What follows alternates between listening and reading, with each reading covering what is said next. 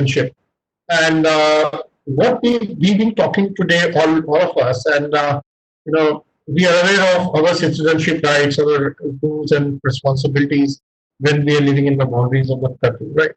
And over a period of time, what we have seen is that everything has become cyberspace, right? And if you people have read through a book called World is Flat, where it talks of a blurry, cyberspace where you don't have the boundaries in between, and there are different challenges of that, and you are able to be connected to anybody right from here to Japan or North America or South America, right on a click, right? And while this all is happening, uh, did you ever think of what are the rules, what are the rights of being here? We have started using the internet in 90s, and we started working on it over a period of time. But we never realized that what are the rules? What should I do when I'm on the internet? Same thing goes. How do you tell your students or kids as to how you have to behave on the internet, right? So that's what broadly my topic will be covering. And everybody today, would have come across a very peculiar case which happened just last week of boys locker room, and everybody was aghast to have that conversation which went on the Instagram about the girls and all that stuff. And it's really very painful to see that this kind of things are happening. But uh, going a systemic problem to this situation, how many of us as teachers, as parents, would have told these children as to what are your rights to behave on the internet? What you should post on the internet? What is right? What you don't should not post on the internet, right? So these are some of the very pertinent questions which come to the mind. And this case is not in isolation.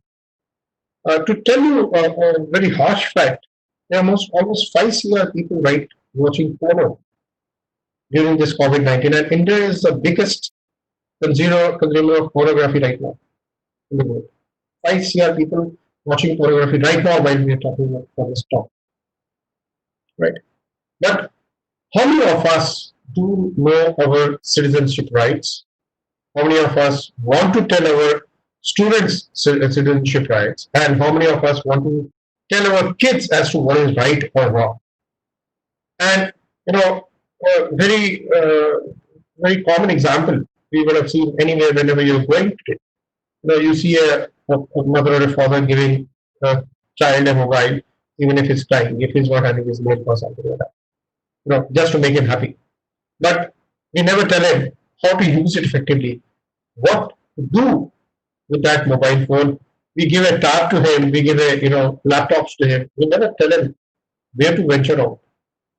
Okay, and take a look back at yourself when you were growing.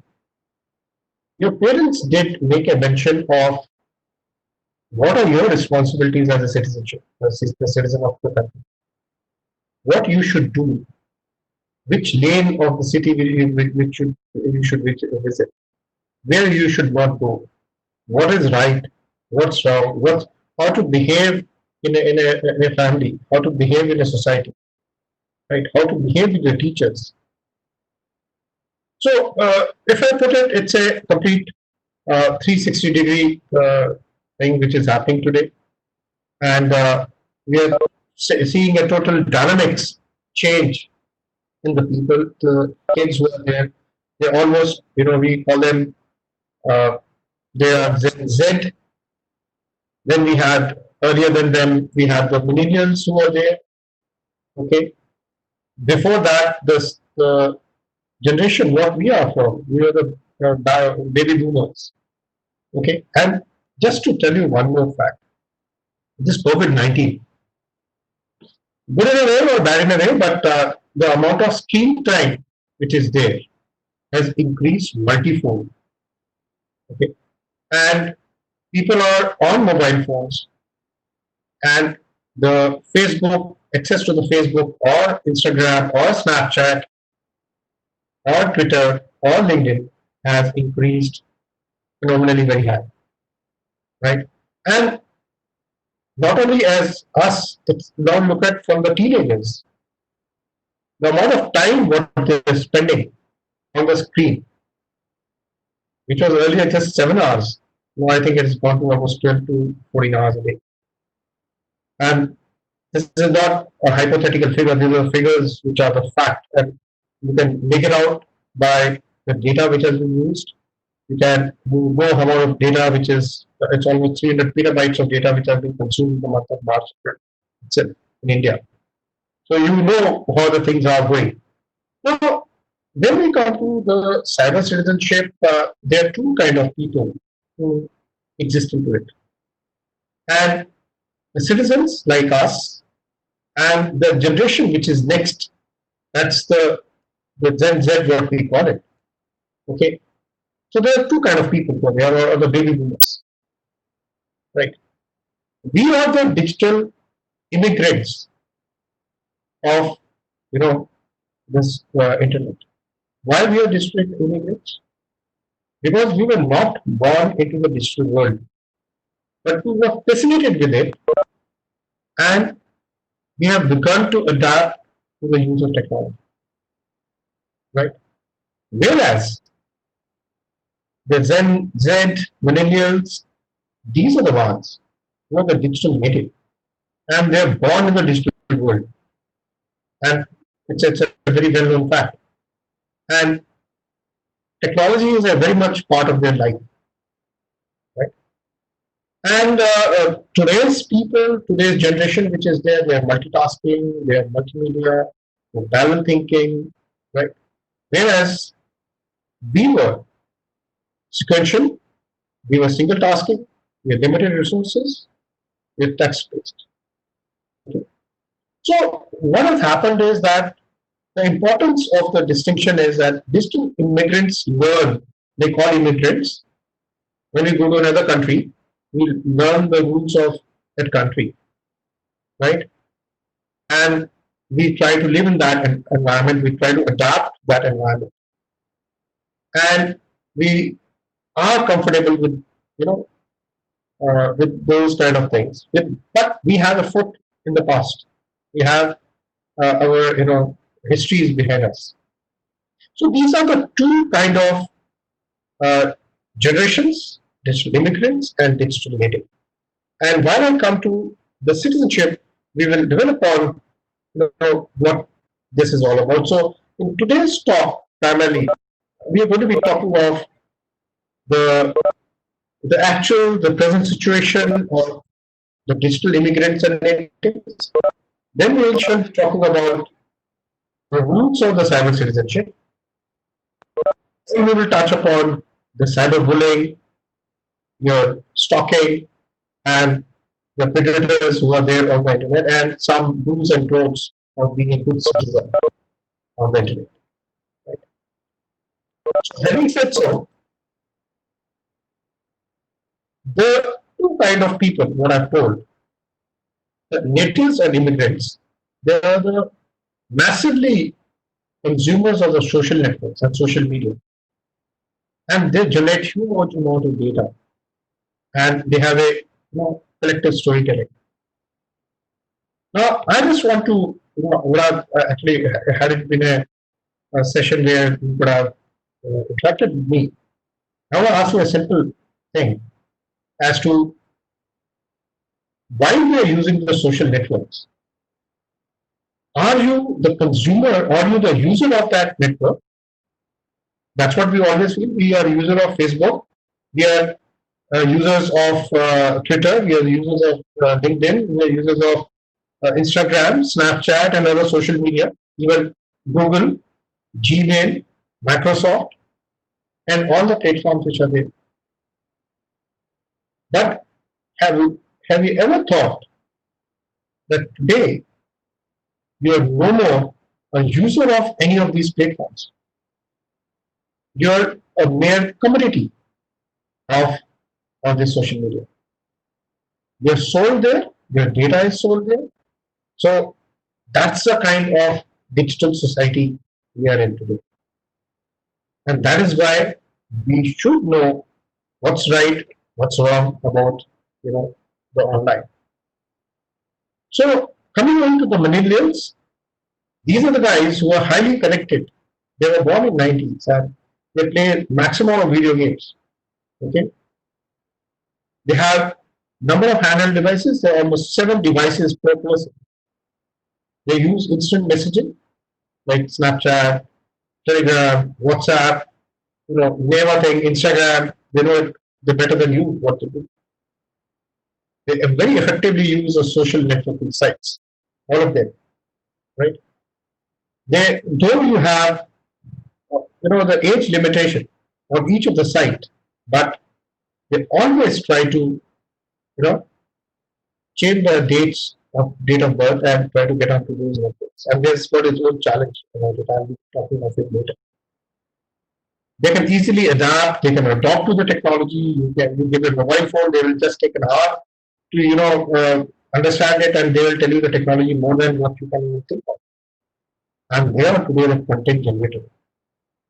Just remember when I say the content generator, because most of us think today that a site like Snapchat, where they say that anytime you send a mail, or sorry, anytime you send a post, it's only seen once and gets deleted. But that's wrong. It never gets deleted. It always stays there on the server.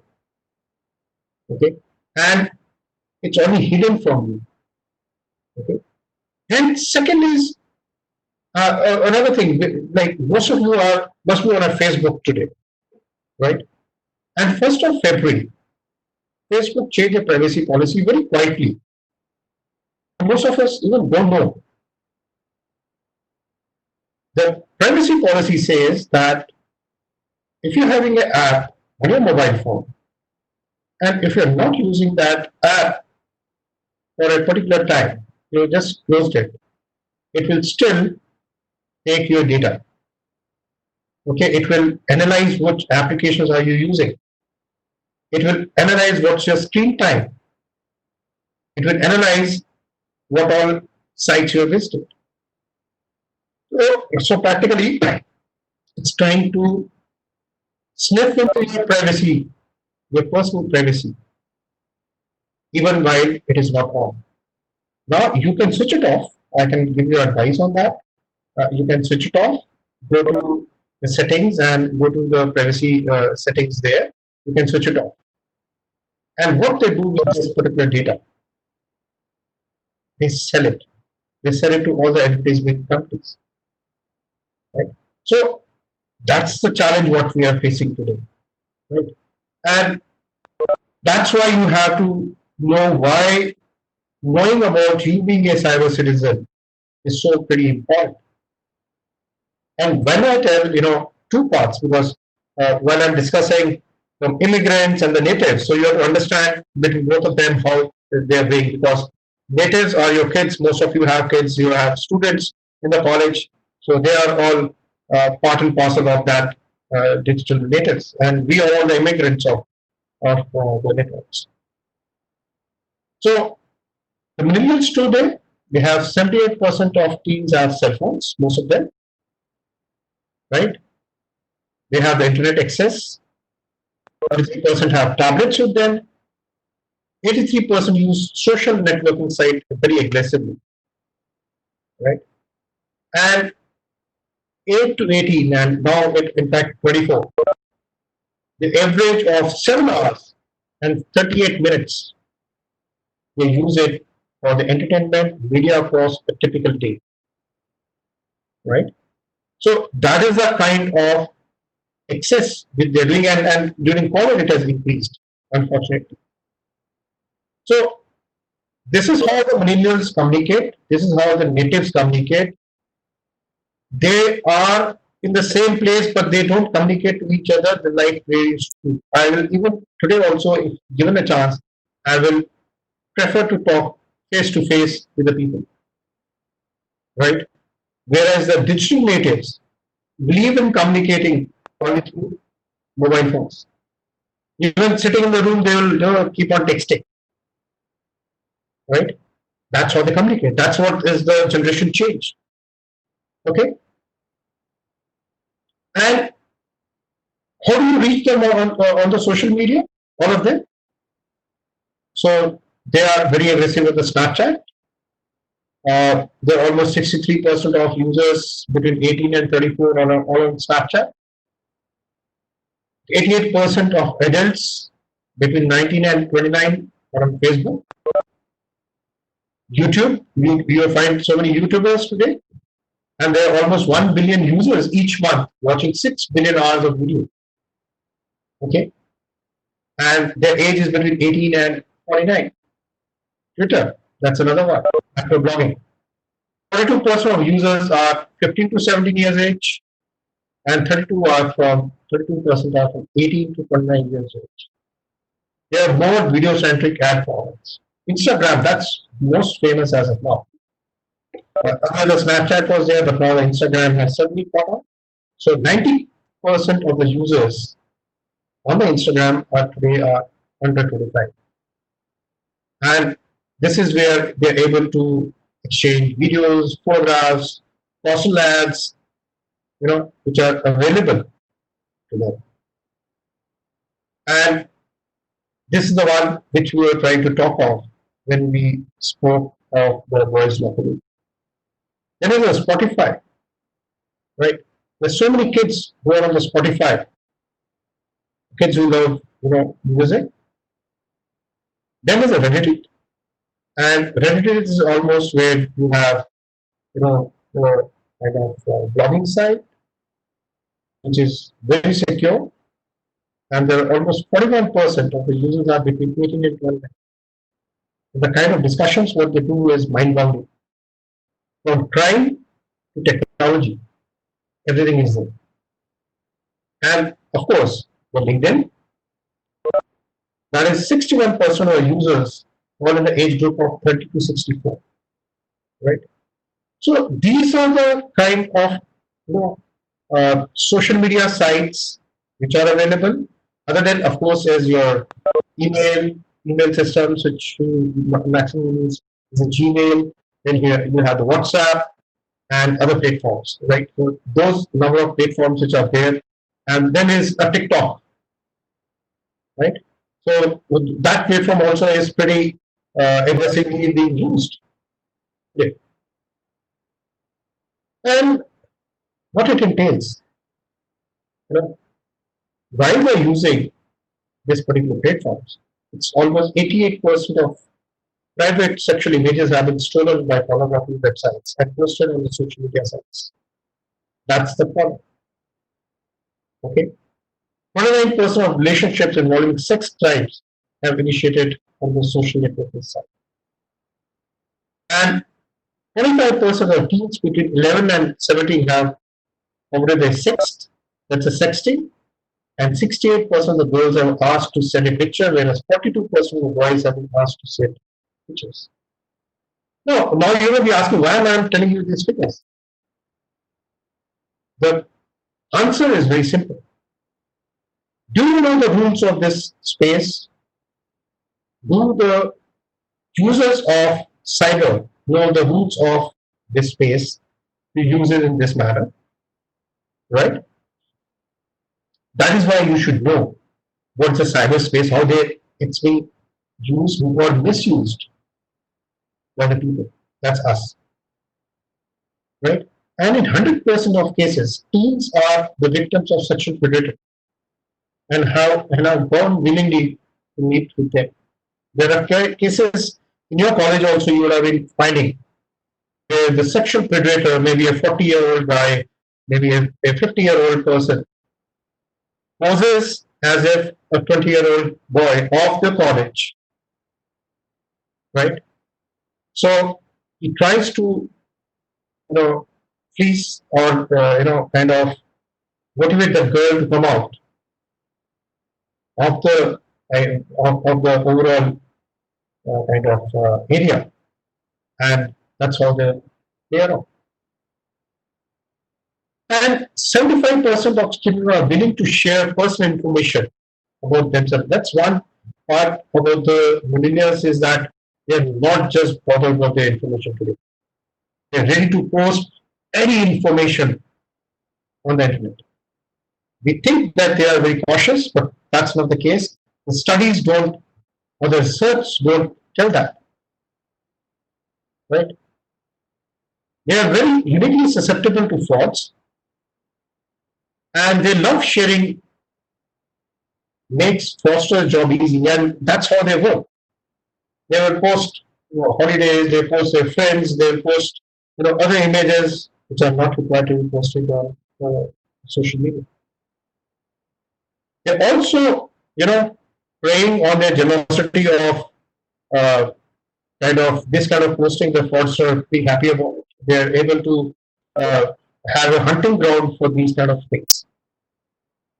But there is a very kind of a dichotomy. The digital natives are very cautious about making payments online. Right? They're very cautious. You observe that. And they expect brands to take responsibility for trust and safety. They're not bothered about themselves. They are ready to click on any privacy policy and any end user license. They're not just bothered about it. And they can take on anything. And these brands would do well to pay attention. Right? So that's how they work. And they're changing the way we live and work. That's what all the digital natives is all about. Right? So what we are practically seeing is that internet has become an indispensable tool for everyone to do. Right? And that's what I, in my opening remarks, where I was telling that your grandmother, your grandmom, your grandpa, your mother, your father would have always told you, or your brother or sister, have always told you what are the rules of staying in a city, staying in a place, staying in a home, staying in a country, right? So nobody has told us what are the rules of staying in cyberspace, and be very candid about it. You will answer yourself. Has anybody told you what are the rules of being staying in a cyberspace? The answer will be plain and simple: no. So that's why it's important that we dust off the concept of citizenship and apply it to the online world. So what rules which are there while we are there in the physical world, similar kind of rules do apply for the cyberspace. And that is what we need to get educated about. That's what we need to imbibe in our generation, the next generation about. It's, so practically what happens is that when we talk of normal citizenship, it's the rights, the privileges and duties which are conferred upon the member of a society, the country, the state, any place. And it often includes both protection, that's your Bill of Rights, and your duties. It's both. Right? You have to obey the laws, contribute to the community, contribute to the society. You have to do that. Where and when we put the same template to the cyber citizenship, it is all about the rights, your privileges, your responsibilities required of the internet and cellular network. So, the basically what was there as a fundamental rights when you studied. So you do have rights, your privileges when we talk of the cyber citizenship. So same kind of model, right, applies here, and we have to be educated about it. Unfortunately, that's not the case with the maximum number of people, right? And they are being defined as the norms of appropriate, responsible behavior because, like you have criminals in your physical life, you have criminals or the fraudster or the hackers, what we call them, on the internet. But you have to you have to have a very responsible behavior with regard to use of this technology. That is why you are and you should be aware of what's your cyber citizenship and how you are going to use it. Okay. And number one goal of the cyber citizenship is to, as per me, I have promoted for the teachers, for students, for parents, to tell them what are the basics and what are the technology issues which are there today, so that we help them for tomorrow. Because whatever we are seeing today is going to go next. That's tomorrow. And also, I will give you a framework of 9 elements of starting from your digital rights, literacy, to security, to safety, to rules, to identity. So I will be telling them in the next slides. Right?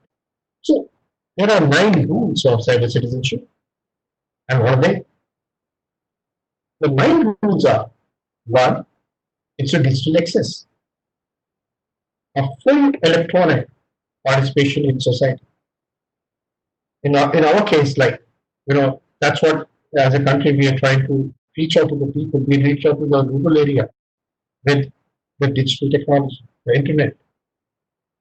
Today, we stand almost on 550 million people who are accessing internet.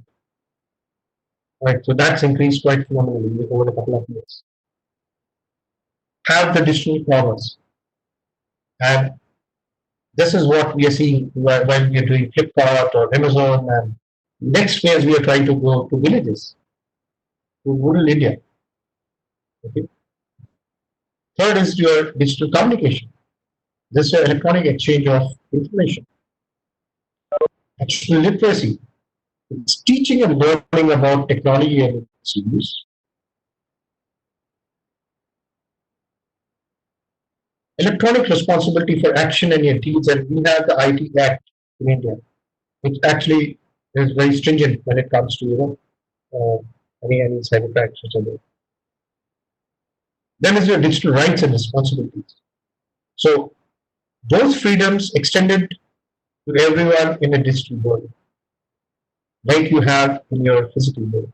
So your rights, your responsibilities. Digital health and wellness. Okay. There's a one interesting topic which has suddenly emerged. There is a cyber psychology.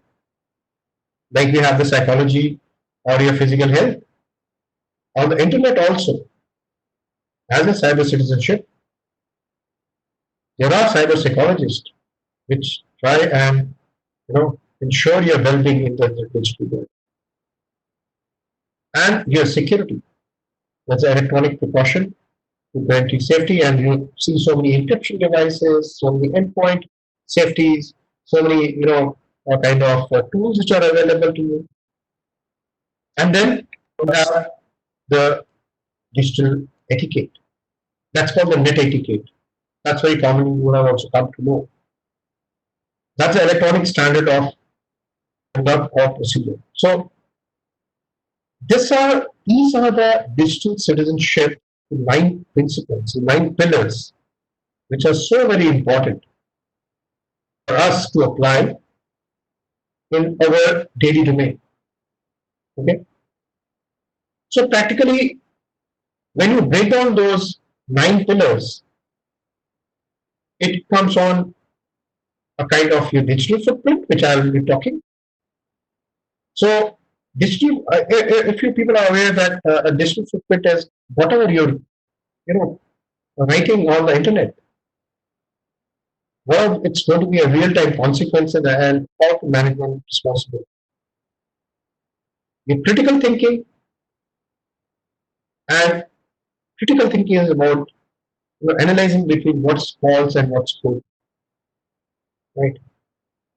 Digital empathy is an ability to be empathic towards oneself and others, and how others feel online. Your cyber security management, where you try to work on the cyber criminals and manage the cyber attacks. Cyberbullying, and I shall be covering up the bullying part and the digital footprint part into more detail. Like you had the bullying in your normal life, you have a cyberbullying which has become a major problem today about it, right? And you should have the ability to detect the cyberbullying situation and handle it wisely. Then is the screen management, screen time management. So this is so important because earlier also I brought in that the screen time has increased so much to almost 12 hours today from 7 hours, right? So engagement online with self-control, this is a bigger challenge. The digital citizen identity, right? So you have to be a brand on the digital, but a good brand. So you have to have a healthy combination between online and offline. You use it. That's the integrity which you have to bring in between online and offline existence.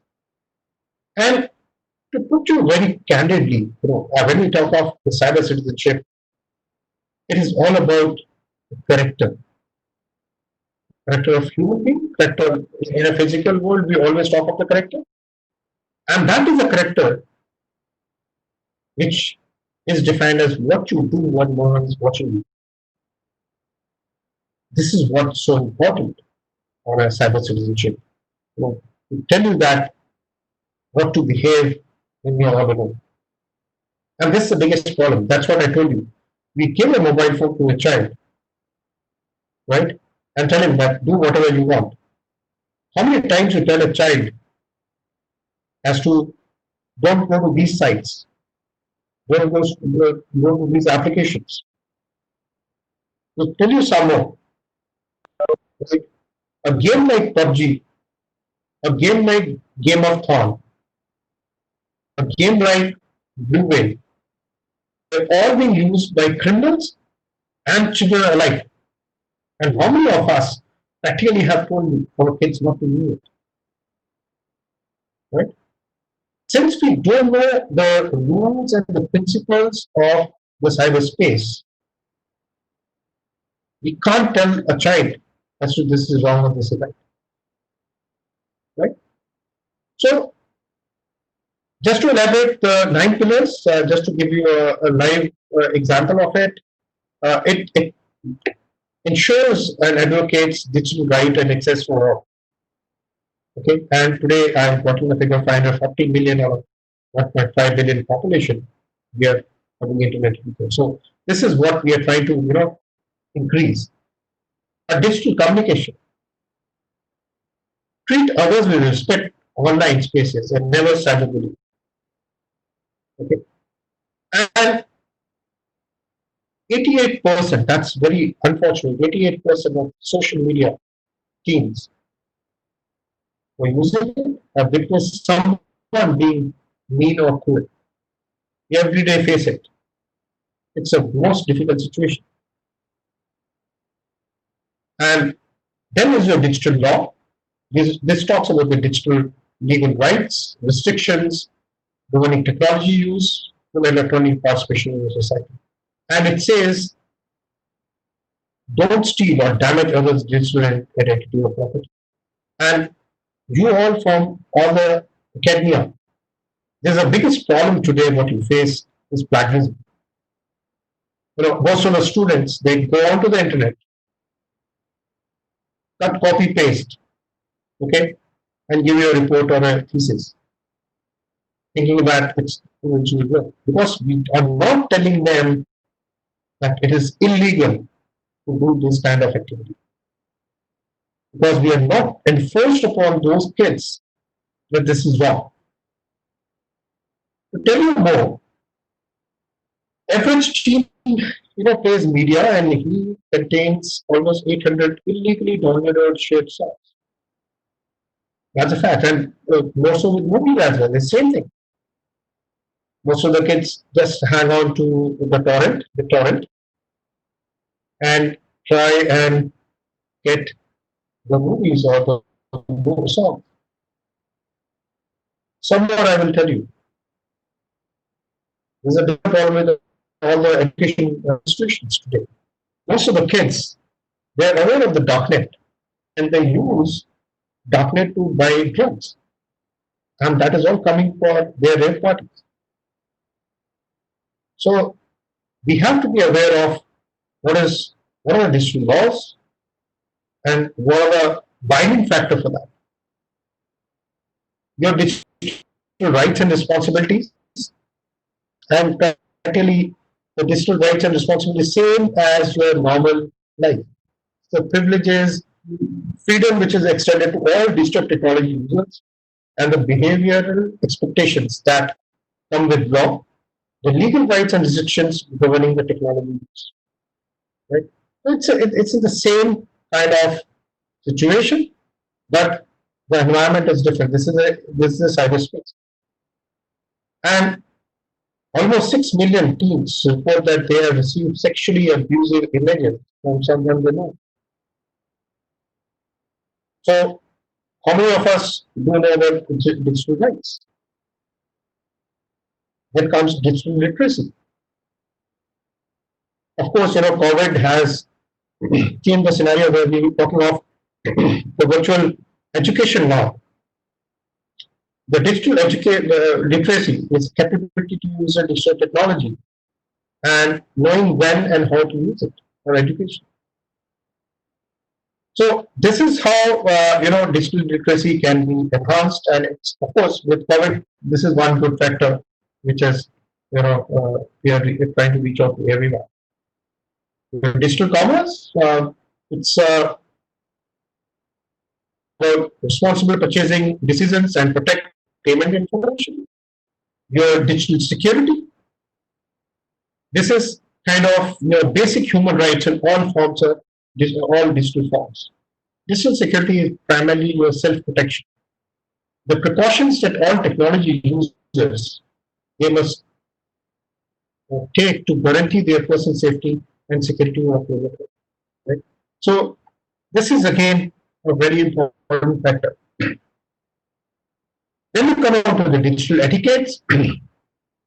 These are the standards of conduct accepted by other digital technology users. If you don't like yourself, don't post it for others. Don't create a problem for others.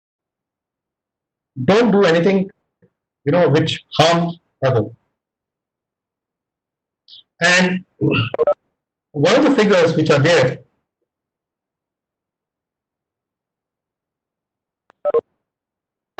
54% of teens and 30% of teens, they are frequently they're having a private online conversation with strangers. It's a kind of concern. And we spoke of your digital health, the cyber psychology, which is there, and 40% of youth they are addicted to video games. Nowadays, it's very common for PUBG. So I was the other day talking to somebody, the cyber psychologist, and he said the maximum problems today are for the kids getting addicted to PUBG. Similarly, if you remember, there was a game called Blue Whale in which a child was being told to go one step to another, and they were being kind of bullied. If they didn't do it, they'll inform the parents, they'll inform everyone, they'll put it on the internet. Right? So that's and the kids did it, and they went on to do the suicide. So that is where we are in today, where we talk of the the digital health or digital psychology. So all the pillars which I have told you, we can put them in three phases or three parts. One, that's called RP, Sir, respect yourself. I'll request that to mute.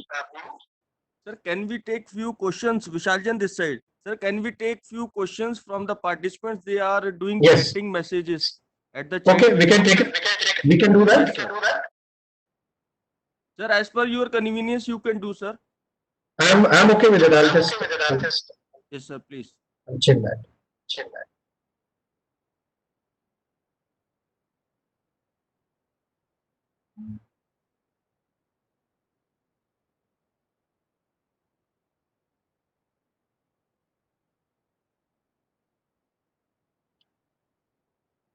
Yeah.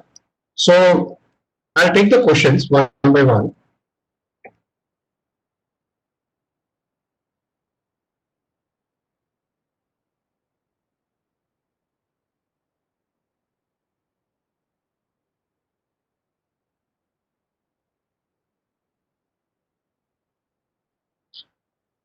Yeah, so there is one question by Dr. Anshu Agarwal. Um, she's asking, do you think AI can solve this issue of taking fake profile and other details on social media site? Yes, it can find it out about the fake profiles. And there are tools which are there today by law enforcement agencies which they try to find out whether a profile is fake or genuine. So it's possible, and it's using the machine learning and some of the deep learning tools to find out this particular thing. So I think, ma'am, you can mute yourself if you want to ask much more on that. I'll be ready to answer. There's no problem.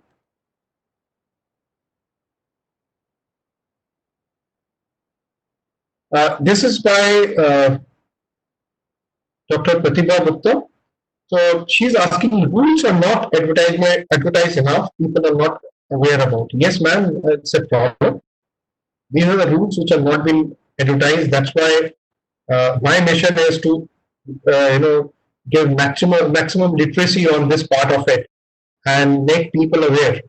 Uh, like I told you that we just have jumped into the internet in the cyberspace without knowing the rules, and today we are learning it a hard way.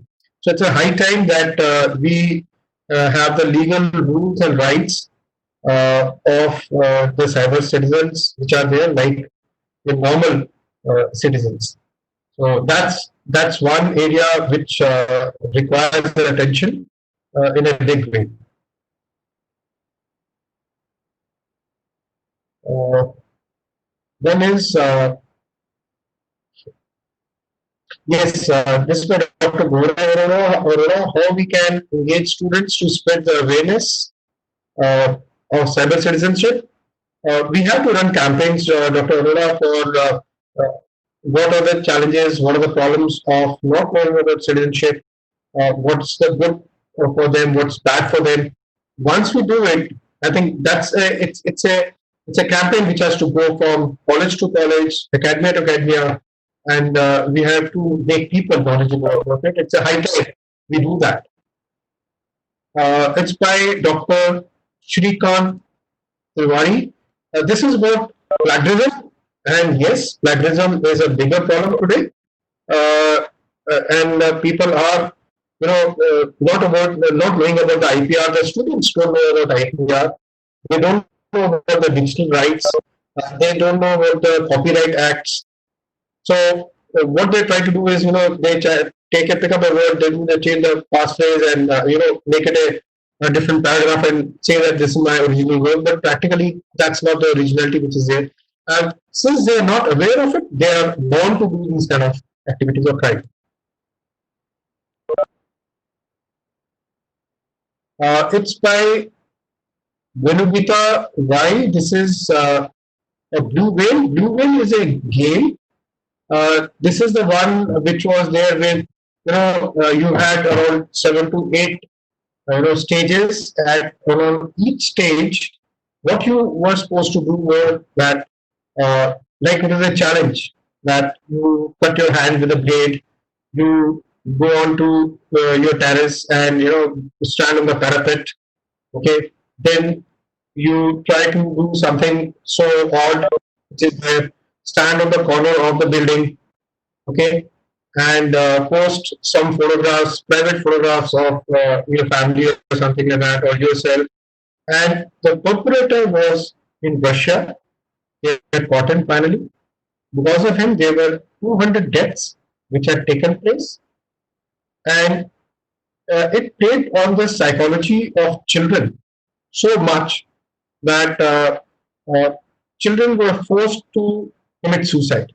Okay, and the perpetrators really had put them under a lot of pressure to do all those things. PUBG is again a game which is the one which is very common today, right? And played by the kids. Most of them are playing today. Even everyone, while we are talking, most of the kids do play PUBG game, right? And yes, Queens is yes.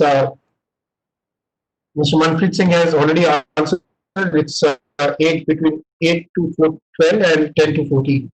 So these are the ones who are there. Then is Dr. Anshu Agarwal again. Sir, do you think AI can solve? Take it. Okay, I think. Okay. Then is Dr. Dolly. The question is, how safe is end-to-end encryption as done and claimed in WhatsApp? So practically, if you're using a single mobile end-to-end, and the encryptions are very stringent, very strong. But the moment you save your, take a backup onto the hard disk, that's the time the encryption goes. So it's no more encrypted the way the message is. Because how the encryption practically works is that the moment you, uh, you know, generate a message, there's a code which is generated as a private and a public key, and it works, both of them. And for each message, that is been identified. So it works pretty fine between one-on-one user or in the group itself, right? And it is quite stringent. It's very difficult for us as a law enforcement at times, to build that particular code. And yeah, Dr. Shrikant Tiwari, how to secure social accounts.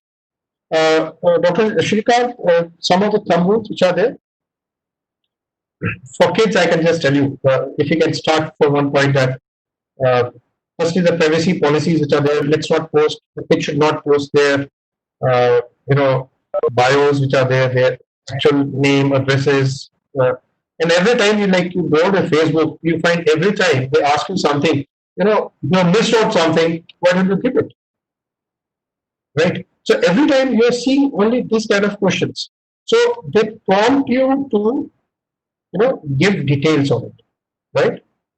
So don't put details on the social media accounts. Put it minimum. Even when you're going on a holiday, you don't need to put a photograph of you going on a holiday, because the perpetrators who are there, they are not bothered about a holiday. They are going to follow you up for something else. That as when you are going to be there, when you are not going to be there in the house. You know. So most of the attacks which are happening today are social media or the social engineering attacks.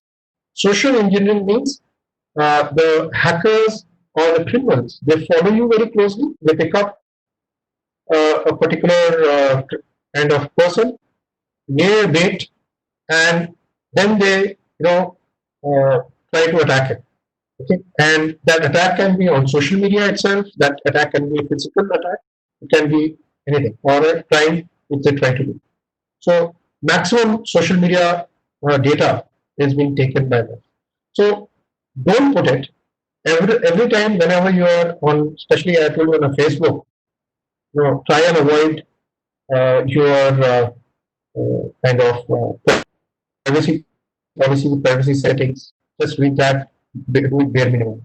Other thing which I want to tell you: don't switch on your location. The GPS location here very kind of trigger happy to click everything, and don't activate your GPS location. Don't give where your location is. That's again a challenge which is there. So don't do that. And as regards, if I tell you the browser part of it, how you can be secure. Number one, have a ad blockers on your Google Chrome if you are using it. Okay, and there's an extension in the Google Chrome itself called ad blocker. So put that so that all these social media sites will do your fingerprinting of your browser. Okay, the fingerprinting means that every step what you're doing on the browser is being noticed. So everything that you're doing on the browser, they're sniffing through it, and that is what you would have noticed that you would have gone on a site called Flipkart or Myntra, and suddenly when you're doing the Google browsing, you find the same kind of clothes or item what you had browsed from Myntra or Flipkart, coming as advertisement. So practically what they're doing is they're fingerprinting you, they're fingerprinting your browser as to what are your activities, how you come, what are you, browsing through, what clicks you do. That data is being collected. It's being sold to the entertainment agencies and it's being pushed back at you itself. So, in fact, I'll show you the slide. I think I'll show you this slide here, and yeah, this is very interesting. So you're no more a customer; you're a product of everything on social media, right? So you're like a barcode, and there are almost 5,000 data points for each individual which can be created to sell your data, right? So this is us today, and that is why we have to know the rules and the privileges or the rights of social media. Second thing, what you can do is there's a browser called Brave. Use that. That's quite a secure browser instead of using a normal Chrome, right?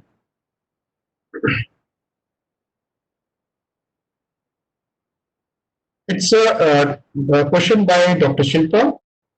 In view of health and wellness, what should be the ideal screen time? Uh, it should be use based. Actually, the question I have not come across a figure where it has been told that what should be the ideal screen time. Uh, the best thing is that whatever minimum you want to use it, use it. At times, you would have also felt it, ma'am, that you don't like you to use a mobile phone for hours together because you don't feel like touching it.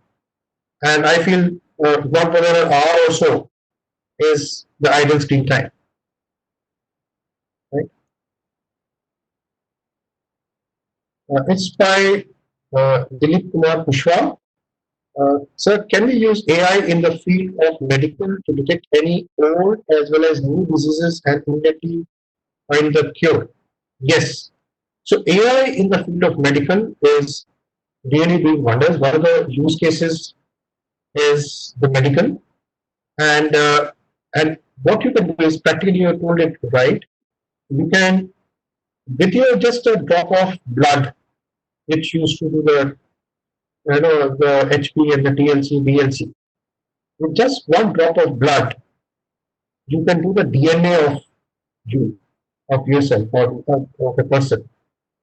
And using that DNA component itself, you can calculate as to or analyze or do the prediction as to what are the disease which can happen. And based on that particular thing, a cure can be given. Practically now what we are trying to do is always when you go to a doctor tries a hit and trial method, right? So based on the case histories, they try to give you the medicine, the best suited medicine he gives you. With the AI, based on your case history, based on your DNA, you can be subscribed the medicine which could have been subscribed to the people who are there in US and you are no more in contact with them, but they got cured because of this, right? So AI has got a major role in the medical segment. Part of it. Pratibha ma'am, I want to be part of your initiative. It will be a pleasure, ma'am. And admin, how to secure on sites. So I have just now I have told that to secure the sites, practically have the ad blockers. Like I told you, have ad blockers. And don't have one, have two ad blockers. Maybe that one ad blocker may only be blocking certain kind of cookies which are there. And just download a freeware of application called CC Cleaner and see that how many. Just run it once, and you will see that there's so many cookies which are there, which are sniffing your data. And to tell you, like after a week, you generally find 10,000 cookies in your browser which are sniffing your data, right? So if you have to be very secure, one, use an ad blocker, run a CC cleaner to clean your to clean your browser and machine, and also have a Brave uh, browser. That's pretty good and very interesting.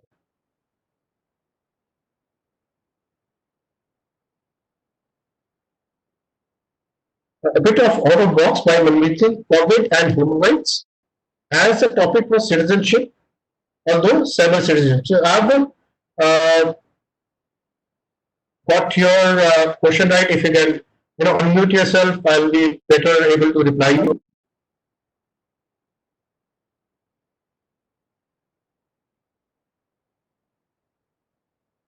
And to tell you one thing about COVID and human rights. Yes, If you can unmute yourself so I can hear your question right, so that will be pretty faster.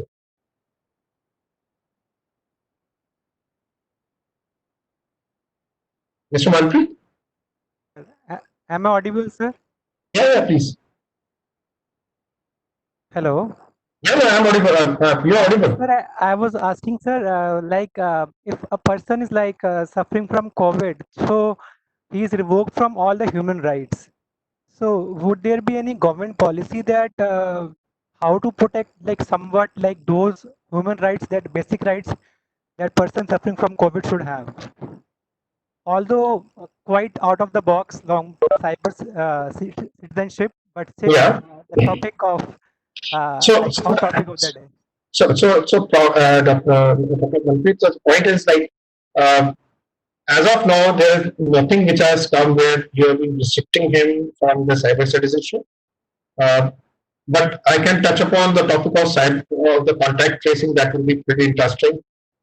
That's about your human rights, and uh, that's about the cyber citizenship. When you talk of one topic which is of interest will be your contact tracing, right?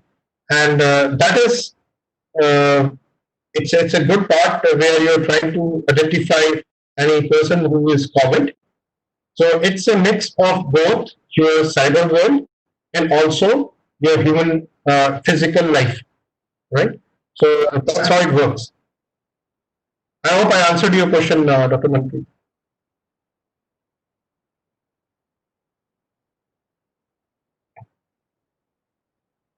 Okay. The other question was how we can protect our personal information on social networking site since it is the requirement of today's era. This is by Dr. Priyanka. Ma'am, the point is, like I told you, just go on to the Facebook. First thing, uh, firstly, have a bare minimum information. Don't get in touch with people you don't know because you don't know those may be a fake profile. Okay. And to tell you one thing, very sorry because there are all ladies there on the panel. There's something called a deep fake.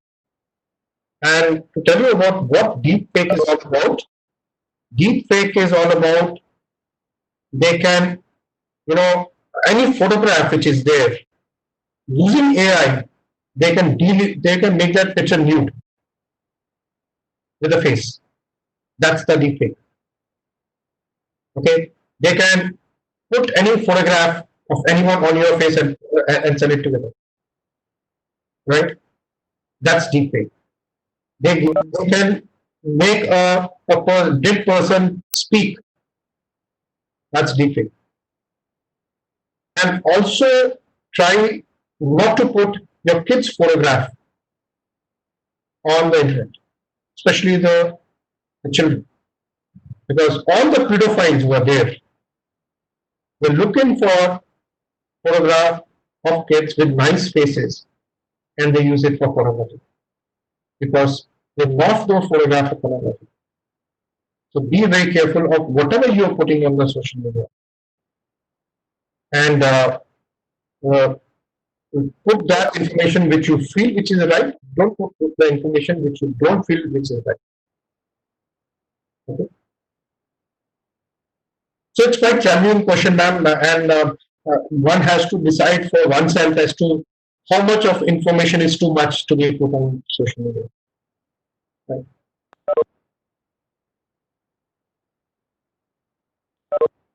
Okay, this by Jiva George. Can you explain some techniques to protect your digital communication like WhatsApp, email, etc.? So WhatsApp as such is a very secure mode of communication, number one point. But here I will just tell you, don't play any video when it comes to you. Don't download a photograph when it comes to you. So there is a setting in WhatsApp where it says you download a photograph when it is required to be downloaded. There's a video to be played or downloaded when you require that video to be downloaded. Don't download it auto. The reason is why. Like I want to sniff into your, WhatsApp. What I will do is I will send you a video. The moment you play the video, the malware will get injected into your mobile phone. It will get embedded and it will get installed, and your mobile phone can get hacked. So be very careful of playing any video, downloading any photograph. So that is very important. Email, yes, email if you're using a Gmail kind of thing, those are pretty secure as of now, but do use a very strong password and change the password very often. There's something called a cyber hygiene.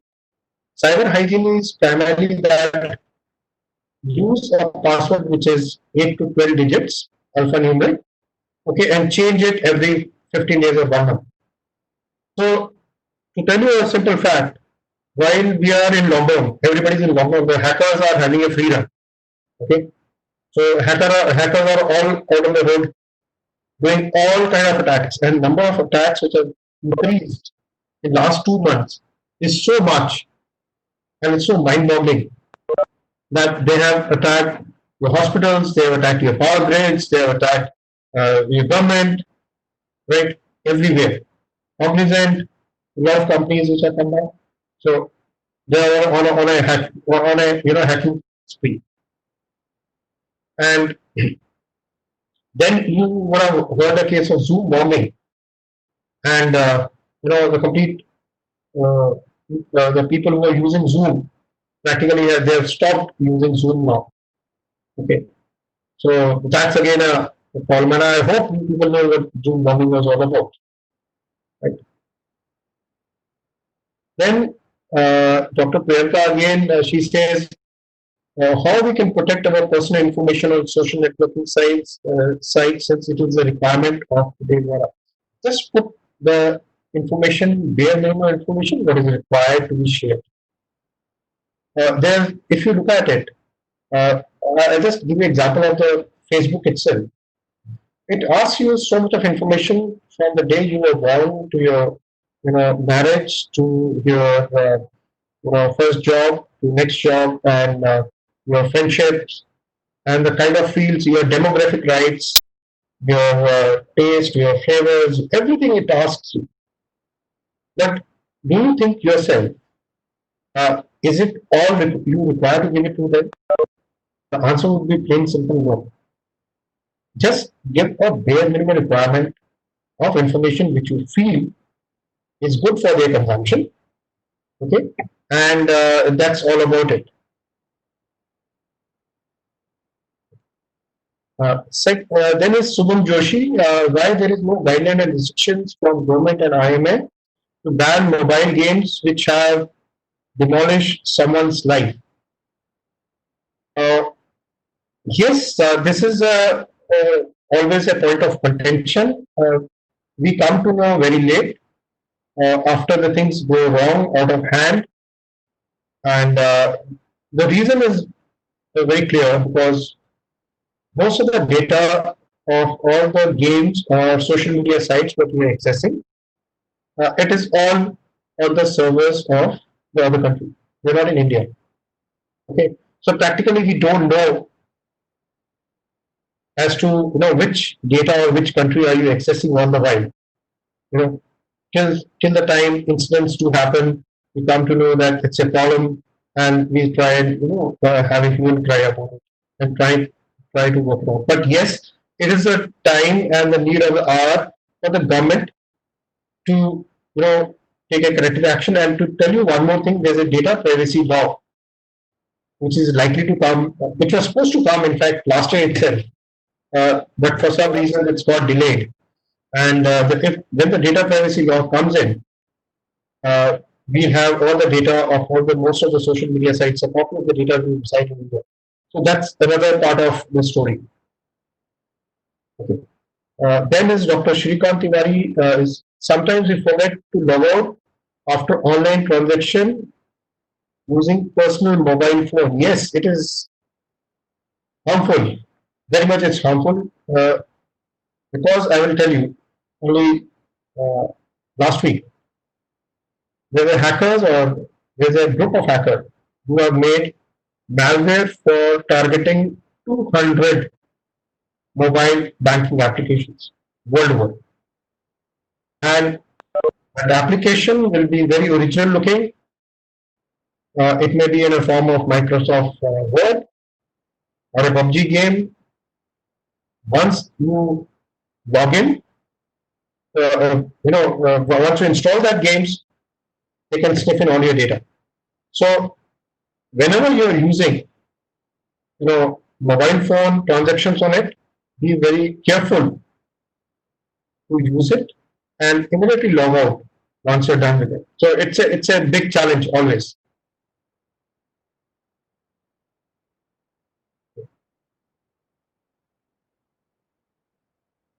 It's by Shikha. Share some steps to save our social accounts.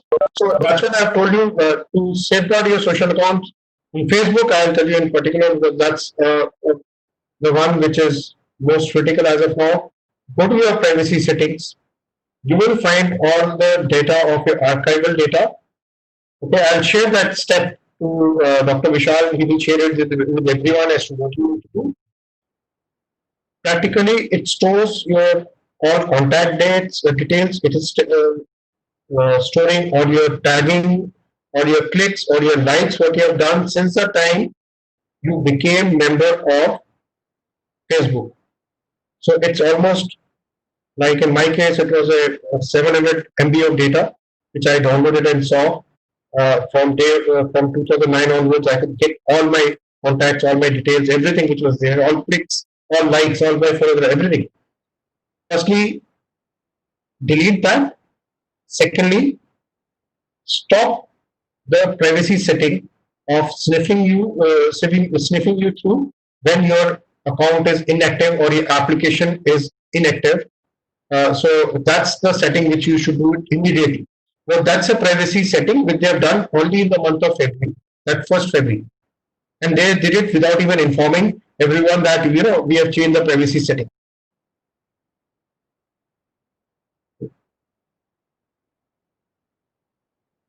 Right.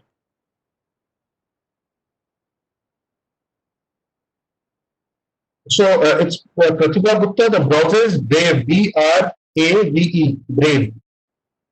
So it gives you a feature of uh, firstly, it doesn't do the fingerprinting of you. Secondly, it's give you a feature of Tor also.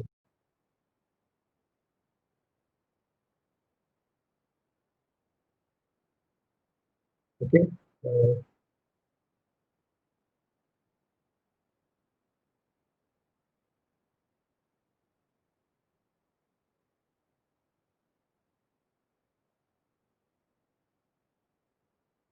Another question is talking about linking Aadhaar to every account and also using its recognition document.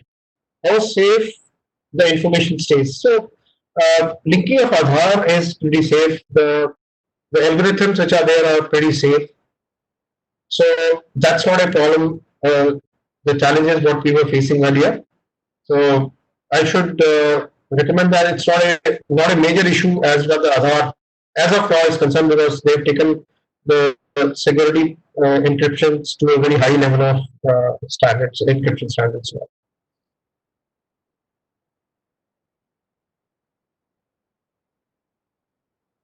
Yeah. There's one question: why no rules govern fake accounts on social networking websites?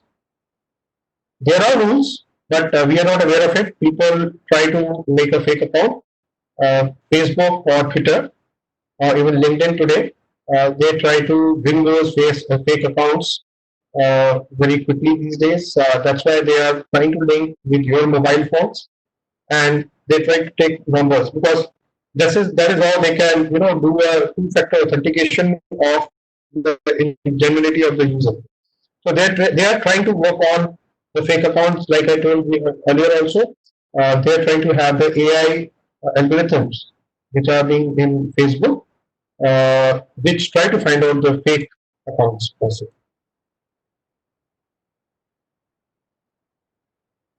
It's Mrs. Krupa Pramod number. Yes, I have heard of malware. I didn't get your question, ma'am. If you want to elaborate, you can always unmute yourself and ask. Sir?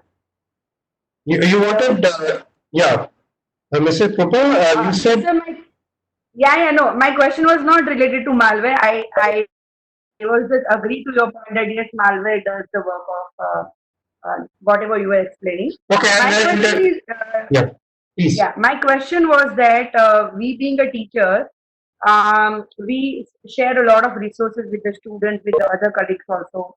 And sometimes we want that our resources should be used by the other people as a guidance. But we Right. want to obtain a license for that, that it should not be misused or it should not be used for monetary purpose. So is there any, I heard of some common licenses, but I don't know how to obtain it and how to put it into my resource material. So it's like this. There are licenses. Say, for example, you have your research work or your data which is there. It's for a digital signature of the PDF. So you can share a PDF, and it doesn't allow you to print or copy the data, right? So that is one feature. For the academia, it is very important that whatever you share with your kids or someone, one, you can't take a printout, right? Second is that you can't edit it, you can't copy it. Okay. So that's one feature, one tool which you can use of the PDF, Adobe PDFs and other PDF companies which do.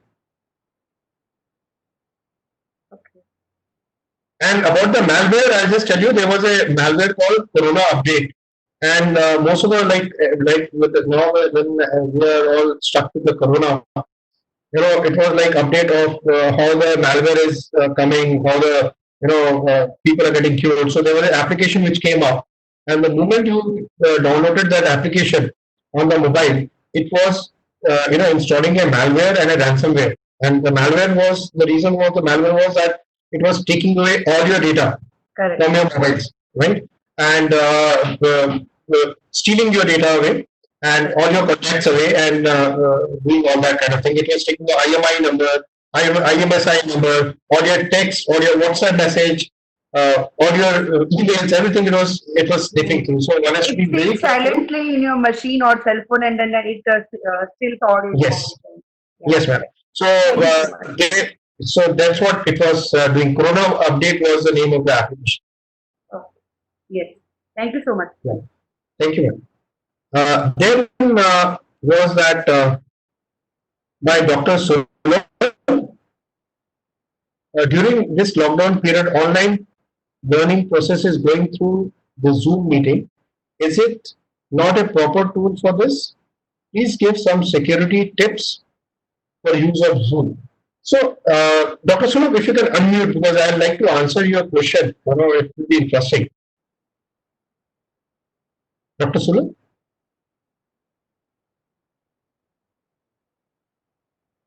Yes, sir. Yeah. So you can unmute yourself. So firstly, let me tell you about the Zoom. I hope you know what happened to the Zoom and why the Zoom is like a big no-no with everyone. Sorry, sir. I'm asking, are you aware why Zoom was kind of not a favored tool anymore with people? No, I don't think so, sir. But now I am using this type of tools whenever Okay. go to my class. I'll just tell you for everyone's benefit.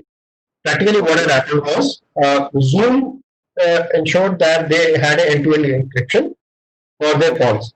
Practically, it was not the case with the Zoom, and it was not an end-to-end encryption. And secondly, the code of Zoom, it was 9-digit code. So any algorithm, you could use it to break that 9-digit code. And most of the people were not using it with password. Okay. Okay. So Yes. so you have the code.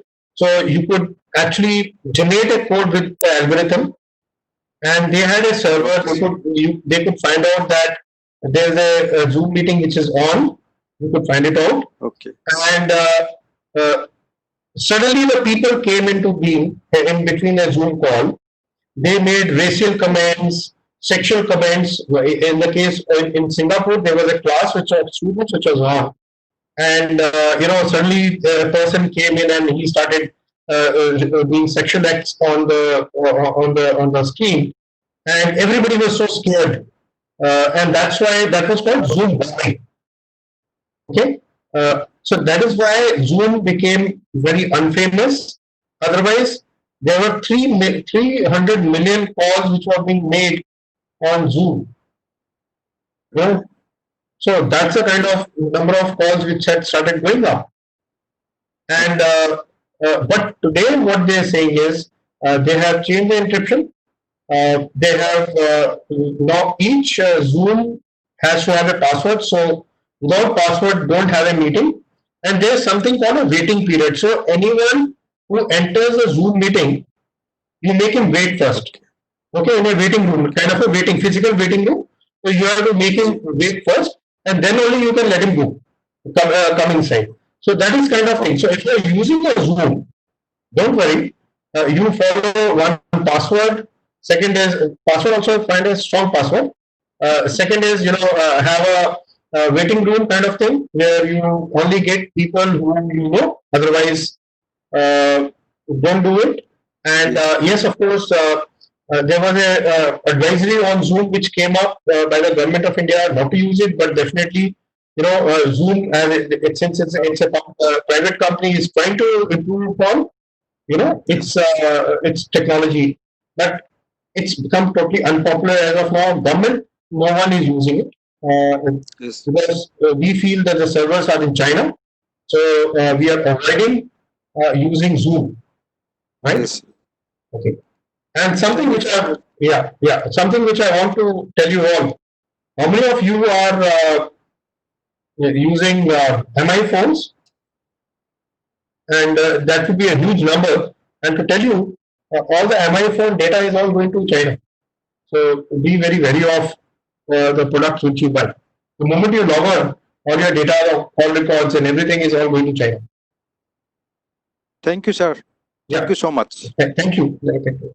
And then there's a question was by Dr. Sanjay. Our Aadhaar card number is used for the authentication for various activity. Later on, as a security measure, virtual ID generated. Are these techniques secure? Yes, virtual ID is very much secure. So that's not a problem. See, as such, you have to understand. Aadhaar database, your Aadhaar number, your biometric, that's your iris, and your fingerprint have been encrypted and which are being, kept.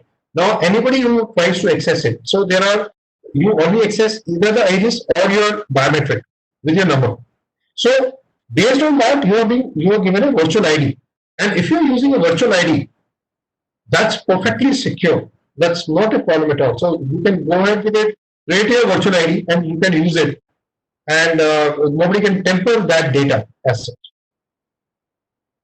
So practically what is happening is I'll just tell you, wherever we finding that Aadhaar data leakage or it is not leakage by the government. It's by someone like a IT company. It was capturing a Aadhaar data and suddenly its database got lost. So, the things went out of the box. So those are the kind of things, things happened. It was not other way around. It's a question by Ramu is Google Meet is an alternative to Zoom to user who have organization email services. Yes, it is. I agree with you. People are using Google Meet. So Google Meet is another tool which you can use it. So it's not a problem at all. Right. Then is by Anamika, we can use Cisco WebEx. Yes, we are also using. Then GoToMeeting is another one. We can use that. So say namaste. Shubham Joshi is the question is say namaste and bringle are the tools which can be used. So I'm skeptical about say namaste because it's got a problem in its code. There's a vulnerability which is there. It's a major vulnerability, and it's not an Indian application. It is developed by a company in Mumbai. It's not by the government of India. So say and that vulnerability is very critical in the encryption itself. So I don't know what's the present state of it, but yes, it had a vulnerability altogether.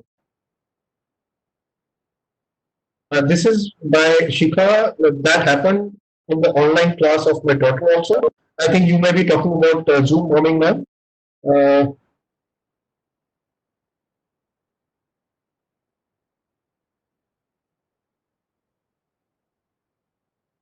It happened on Microsoft Teams, sir.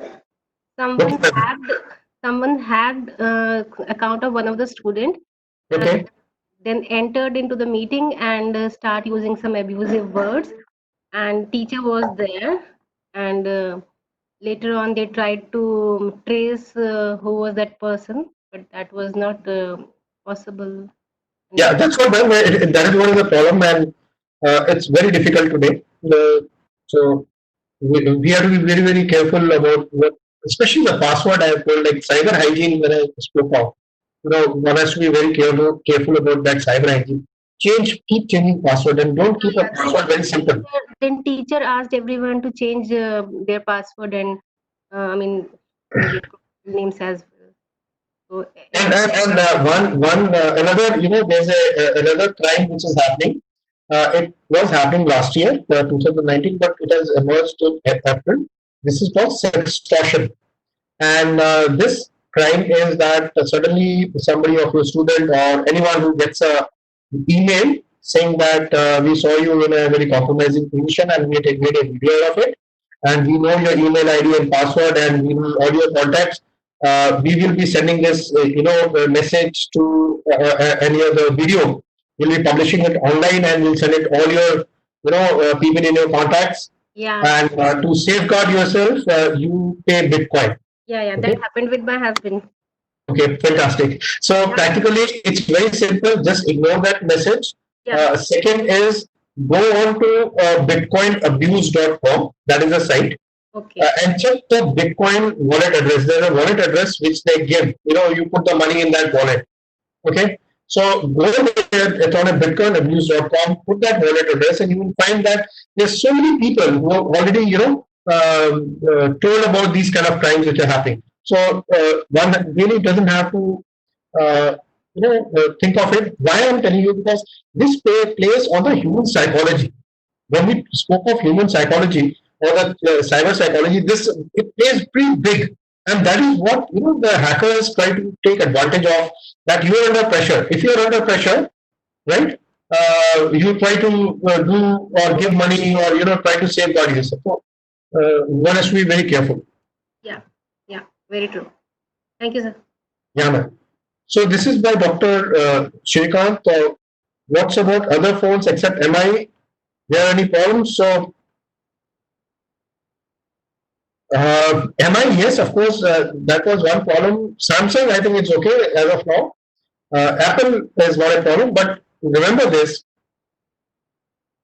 most of the phones which are there, there are two parts. So one is the hardware part, second is the software part. So uh, one should know where these machines are coming and being made today, and what are the sites which we are accessing. So the sites what we access, as such, they are stealing your data. The social media assets stealing your data. And the phone, the hardware which are there, if it is an MI phone, they try to take away your, data and steal your data as such.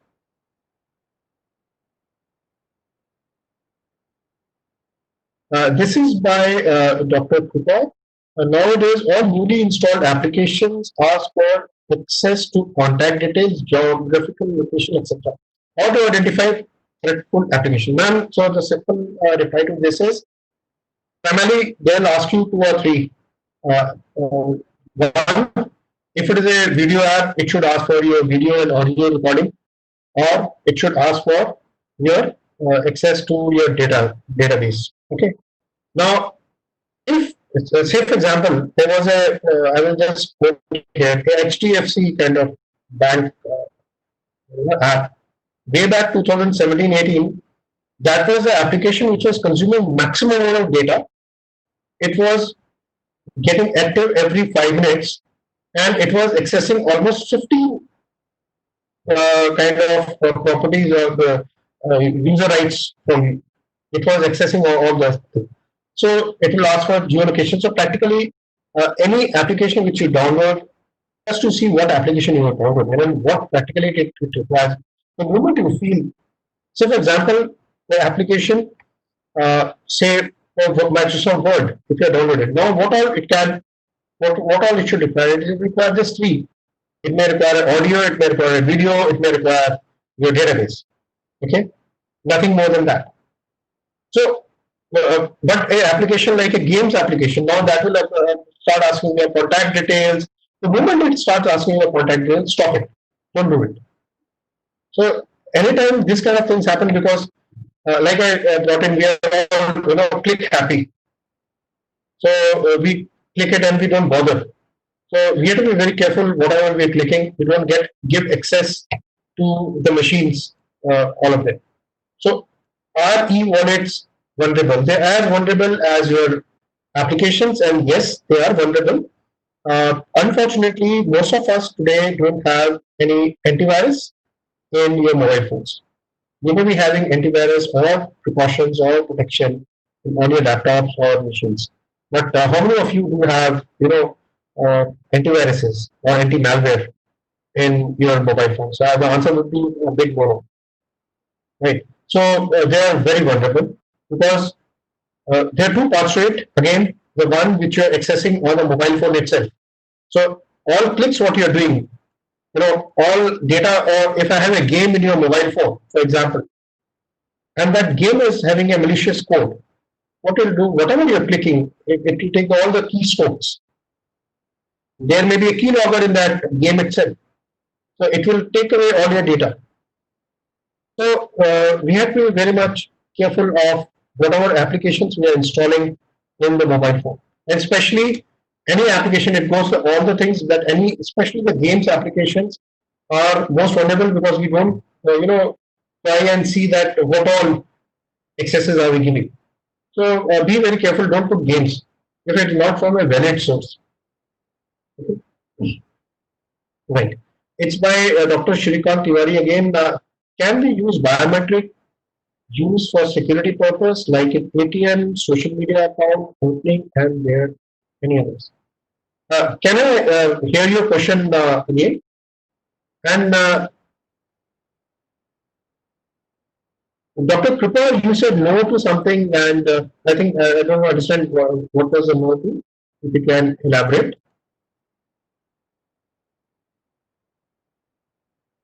Hello. Hello. Yeah.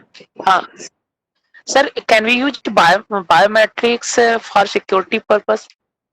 Yes, ma'am. The future of the biometrics is like this. Today, what we're using is fingerprint or iris. Okay. Now, for fingerprint or iris, you require some device to check you out.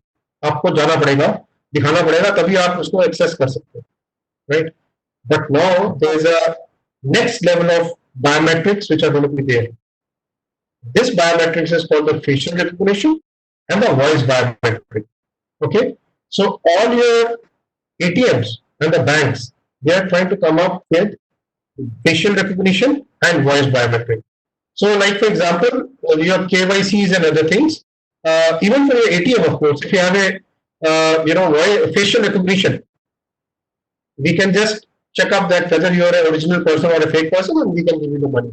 Second, like you give a call on a on call center, okay, and today you have to answer questions: your name, your date of birth, your father's name, your mother's name, your address, so and so, so and so. It takes 1.5 minutes. Now there is a biometric technology which is called voice biometric. Okay, so that can be used for the banks, and that is what is going to be used for banks. And this is a technology which is going to come up very aggressively in next 1.5 years, while we are seeing COVID during this time, these two technologies are going to shape up very much. One is the facial and second is biometric. So, like for example, all your airports, you'll have the facial recognition. All your banks, you may get it to the voice recognition. All your social media accounts also, you have the facial recognition. Okay, but be very careful. I'll just tell you one thing. There was one, challenge which came just, I think, month of April. Me at 20 or me at 40. Remember? And most of us started putting photograph of me of 20, me at 20 or me at 25, whatever.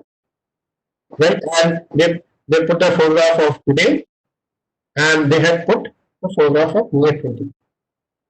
Now, you know what the social media, Facebook was trying to do? It's trying to create your facial image in different, looks at 20 and at whatever age you are. Okay, and it's going to create a profile, right? So we have to be very careful, and everybody just put the photograph, me at 20. So they don't understand that this is a bait laid down by the Facebook. Don't get into that kind of trap. We are trapped by them. So we have to be very careful of whatever we are doing on the social media. Okay, sir. But Thank you yes, so much, sir. yeah, but technology wise, facial recognition and voice recognition, voice biometric. Okay, sir. Okay. Okay, thank you, sir. Yeah.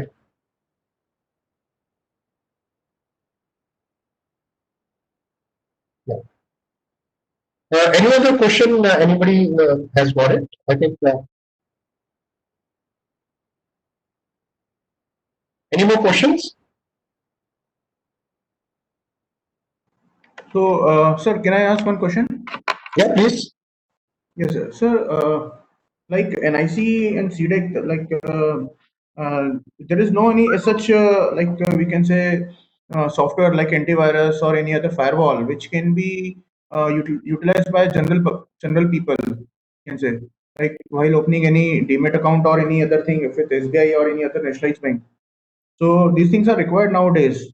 So Yes. do you know anything which is provided by the government, like any tool or any guidelines? So they had tried to create once the Swachh camera, and they tried to come up with a solution by Quick Heal, but it didn't succeed, unfortunately.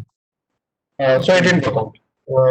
That was a sad part of it. So again, we are being left on our own to find a good antivirus for our mobile phones and other things to safeguard our data. Okay. But by installing some of the third-party application, it is feasible to leakage of the data, like especially contacts and some internet banking details. Say again, So sir. how we can protect our mobile? So Say like again. while using some internet banking applications and Right. while installing some third-party applications, it is feasible to having a leakage of those data. Right. So, how being a mobile user, how we can stop this? How we can protect our data on the mobile, on the go? So practically, try and put an antivirus. That's one solution which I always tell you. That's the only way you can protect yourself. Otherwise, So is there some any- application. So there, all applications are taking away your data. If I try and show you, Facebook has taken all your contacts, all your call records. Your Truecaller is stealing your data. Your banks even are stealing your SMSs. Right. Every application is taking away petabytes and petabytes, zettabytes, whatever you say, petabytes, zettabytes, everything of you, and they're taking away from you. So the only thing is, presently we don't have that protection because we don't have the privacy law. Unfortunately, in India, in Europe, there's a law called GDPR, where no company like Facebook or Google can steal the data, right, on their will. In India, there's a free run as of now. Okay, and we were hoping that the GDPR will come. We'll have the data localization in the country, I don't mind data if it's lying in India, but I don't want to give my data to someone who's using it for me to sell. Right. So we are just waiting for the GDPR. And just to tell you, if you had heard, there was $20 million fine which was put on GDPR. Yes, Dr. Pratibha, it's in UK, in Europe. It's very strongly implemented. So anybody who violates all these biggies, Facebook, Google, they have been given a penalty of stealing data. So they can only take data which is required by them, not the data on their own way. Okay, and that is why you see on most of the app sites when you go there, you have a very special window or a pop-up which comes up and says that the enable cookies or this is the privacy policy, which has started happening for a period of time. Okay, this is my question by Ramu. Please tell how to block camera in mobiles to avoid spy through mobile. I'll tell you offline, not online here. That's a kind of thing. So I'll share that with you offline, right? Okay, sir. Thank you. Is that okay? Well, yeah. So the GDPR has to be implemented in India. Similar to GDPR has to be implemented. Then only we'll be safeguarded against all this data stealing, data theft, all these people on a free run, right? Yeah. Yeah. I hope I answered your question. Yes, sir. Yes, sir. Yeah. Any other question?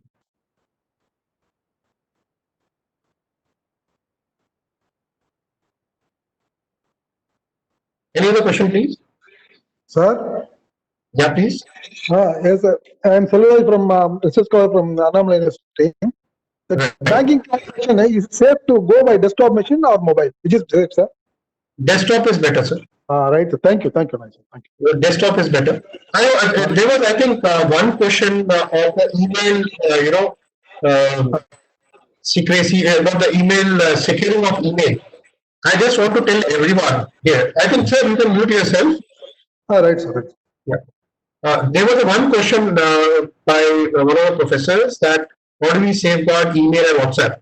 WhatsApp, I told that it is pretty secure. Regarding the email, ensure that today when the COVID is on, and I told that hackers are having a free run, there are so many phishing mails which are coming to you.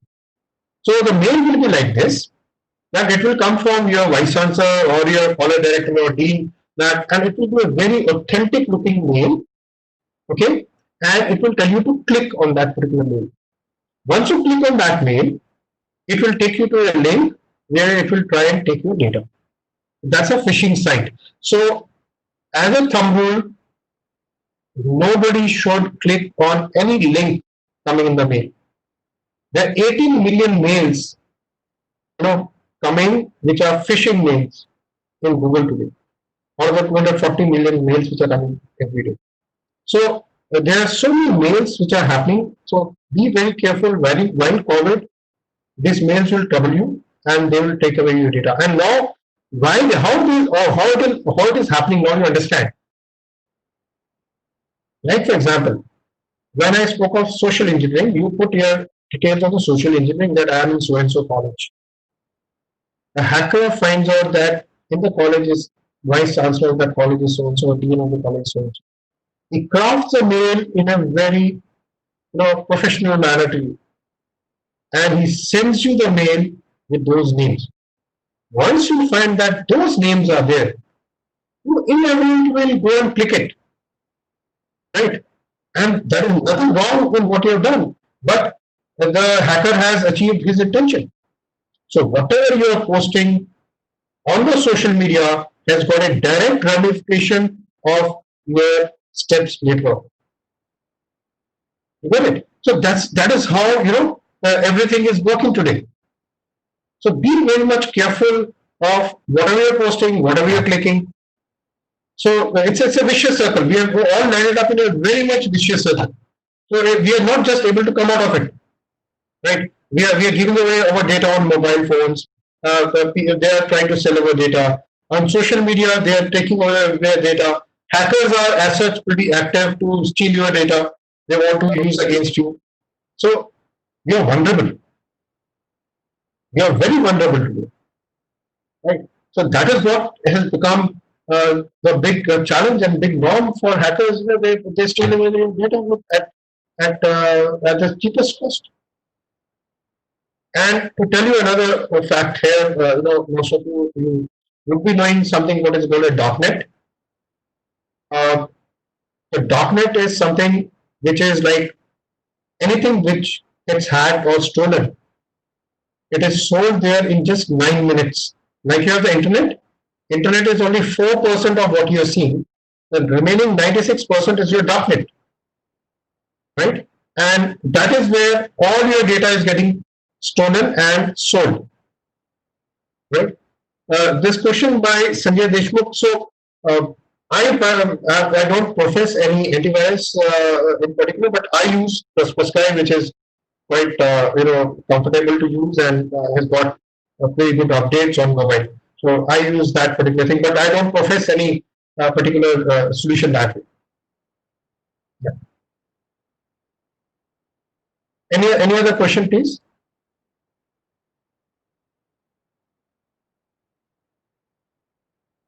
Any question, or should we continue with where we were?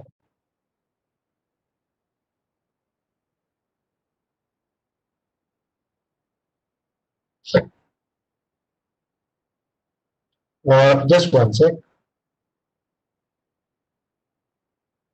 It's by Ramu to avoid data breaches.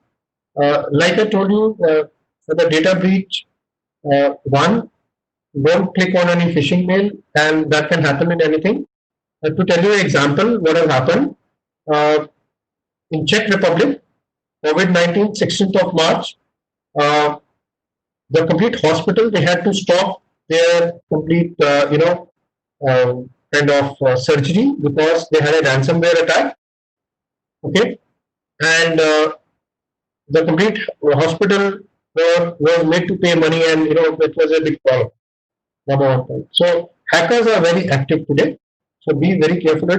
Second is there was an attack on the power grid in Portugal. That's a fourth biggest power grid of the world, and they asked 10 million euros and probably 13, I think 15, 60 bitcoins. Okay, they asked them to pay them. And how did it all happen? Somebody who got an email, he clicked it, and because once he clicked that email, the malware got active and it started working on it, and it caused the damage. So whether you are individual, whether you are college, even in colleges you may find there can be a ransomware attack, right? Or the machines can be jeopardized, or your examination machines can go for assets, and so don't click on anything which you are not comfortable with. This question by Devajyoti, is it secure to enter ATM card with number with no? Please don't do that. If you have an ATM card, only use a CVV to use it. Otherwise, don't put your ATM card with a this practically don't do that. It's a big problem. But while you are working on the desktop, you can use this kind of thing, ATM card with CVV. Thank you, sir. Right?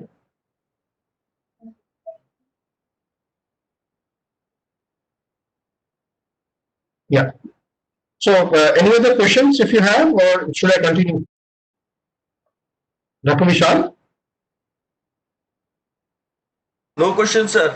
Sir, we have a very limited time, so we can take a few queries, if any. Okay, so okay, fine. So we can take questions from you itself as to. So I will just show you a couple of slides that will give you pretty interesting. You can ask a question also in between. So social networks practically gives you a tool for communication, collaboration, but at the same time it is waste of time, harassment, identity theft, Okay, and what you get today is a digital drama altogether. It's extortion, impersonating, threats, pressure, spying, cyberbullying, trolling, smoothing, exclusion, framing, doxing, everything which is happening today. Okay, and some here, uh, whatever you're putting on the internet, think before you put, because these are the digital footprints. Anything which you type in, what you key in, never get erased. Never get erased. Okay? It is always going to be there on the internet in some form or the other. So please ensure that uh, you know. I'll request to mute, please. Madam, I'll request you to mute if possible. Yeah. So digital footprint, ensure it. Don't leave your footprints like on a sand when we walk here. We have a footprint. So similarly on digital footprint also they never get washed away. Please don't put anything on the internet. If you don't like it, don't put it. Just don't put it for the heck of sake of it. So that's another one. This I already brought in, and lot of cases of bullying. Even in your colleges, this must be very common. Almost 50% of your students today face bullying. This is the old phase of bullying, which you remember in your colleges or schools. This is what is the new phase of bullying. And while your mentors, your kids, your students, most of the kids may be going through this kind of problem. And identify that none of your child or your student is going through, this kind of bullying, and 50% is a huge number, right? And they will not come up because they don't know they are being bullied, right? And this is what even the UNICEF says: 1 in 3 young people have reported they're out of bullying. Okay, and this is what it happens, and the families get ruined, the parent gets ruined, the kid gets ruined. It's a very difficult situation for everyone on the internet, right? And something on the sexting, this is very common, which is happening today. Let's be very careful while teaching our kids, especially. Kids land up with sexting, and very difficult to get them out of it. Okay, that's where I spoke of this, cyber psychology, and it is very serious, and it can be a disastrous in some cases. Be very careful on that, right? And online predator, very common. A child, he may be 18 years, 20 years, 10 years girl, and he's being trapped by a person who's 40 years old, and it's all happening today, right? If my child doesn't know, if even my college kid doesn't know that he can land up into this trap, right? How will he come to that? He has to avoid it. So this is where we have to be very careful. Pedophile is a playground, big one. So that's what I was telling you. Never put your kids' photograph today online. Never do that. Newborn kid, first birthday kid, photographs, party photographs, holiday photographs, and the hackers and these people are really pervert to use those photographs, right? And to end, my point is that stay safe, think safety, and be cyber safe as cyber citizen. So, should you have any questions now, I'll take it on.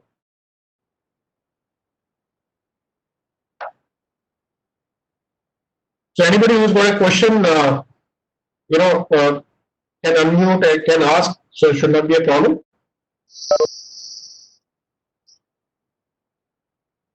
Sir, can we have your contact details or email ID so that? So my email ID is Inderjeet, INDER. I'll just type in here to everyone. It should be visible to all. I'll just give that. It's inderjeet.barara at gmail.com.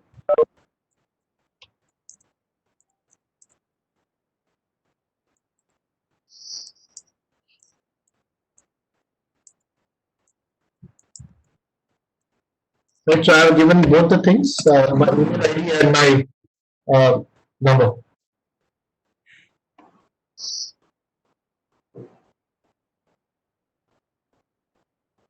So any questions, anyone, we can take it offline, online, as you wish. You know. It is our great privilege to have you in the session. I know you have taken a very find out 2 hours from your busy schedule because you have a multiple projects in the government of India and with the multiple companies Yeah. on the blockchain and the information security.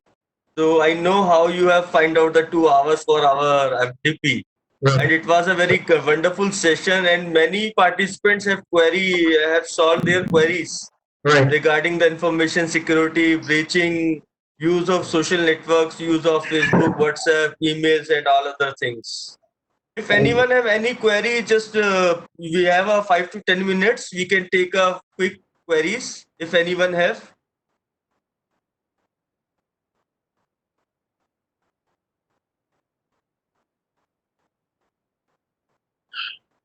Okay, the Pratipya has our VPN. Yes, VPN is a very good option to use, especially if you're using a social media. I don't recommend for everyone, but yes, if you're using a social media, use a VPN.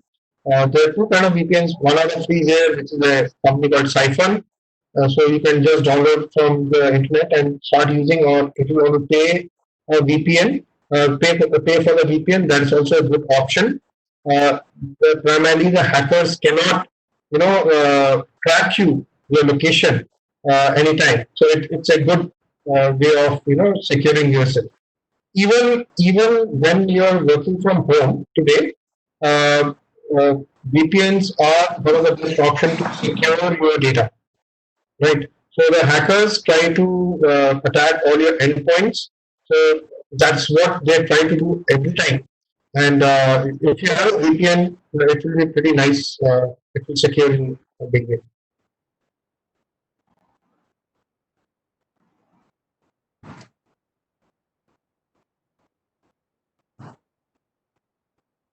Okay, sir. Thank you very much, sir. Thank you, Dr. Jain. It was very wonderful. And we will meet on tomorrow afternoon, sir. Yeah, definitely. It will be a pleasure I again. will trouble you again on tomorrow. No problem. So kindly with us for the 2 hours on tomorrow, sir. Yeah, That perfectly. will, I hope. Yes, that will be very grateful for all of us to have you in the FDP. So it will be wonderful, and I thank everyone for being here today and to exchange my views and thoughts and challenges which are there, because these challenges are common and we are all fighting it in the cyberspace, right? So that's Yes, what is very important. Yes. So I wish everyone be safe, be cyber safe, and be healthy, and that's what we are all fighting the COVID. Right? Yes, sir. Yes, sir. Thank you. Thank you Thank very you, much. sir. Namaskar, sir. Thank you. Namaskar. Bye-bye. Bye-bye. Bye. Bye.